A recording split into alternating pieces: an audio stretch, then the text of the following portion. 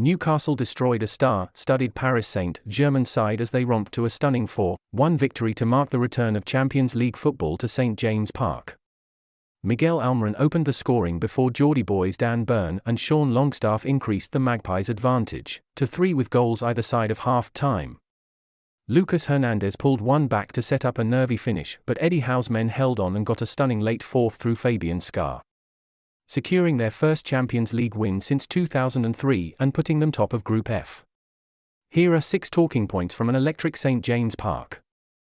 With the Toon Army already reaching fever pitch as kick-off dawned, all Eddie Howe wanted to crank the volume up to 11 was an early goal, and Miguel Almiron delivered.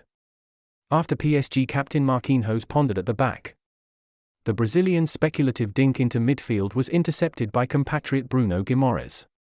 The Newcastle midfielder quickly prodded the ball forward to striker Alexander Isak, who fired a snap shot straight at Gianluigi Donnarumma.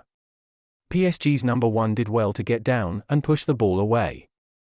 But it was only as far as Almiron, who opened his body up to produce a superb left-footed finish, which arrowed the ball past the outstretched Donnarumma as St James Park erupted. When Alexander Isak arrived at St James Park on Wednesday, the Swedish striker was desperate to emulate club legend Alan Shearer and become more of a hero in the northeast. Unfortunately, he ended up looking like Shearer in a painful way, after going into a challenge with PSG left-back Lucas Hernandez. The 24-year-old came away with a bloody head, needing a bandage. Fans loved seeing him don the Shearer look, but they loved what came next even more. Have your say. How far will Newcastle go in the Champions League? Join the debate in the comments section. On a fairytale night for Newcastle fans, 2 of them got to write the script themselves. Local lads Dan Burn and Sean Longstaff both blasted the ball into the back of the net either side of half-time in truly emphatic fashion. Firstly, Burn headed home after a goalmouth scramble had the PSG defence in knots. A lengthy VAR check ensued after the offside flag was initially raised, but the goal was given, allowing the towering defender to revel in his glory moment. Longstaff's strike was much more clear-cut, played in on the right of the penalty area by Kieran Trippier and slamming the ball under Donnarumma in front of a rapturous Gallowgate end.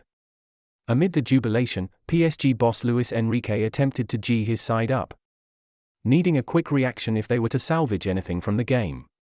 As the noise levels in St James Park died down, the French champions regained their composure and applied sustained pressure for the first time all night. With all the big money signings on the pitch, it was 17-year-old academy product Warren Zaire-Emery who made an opening with a cute pass over the top of Newcastle's defence. Hernandez got a deft touch on the ball with his head as it sailed past Nick Pope.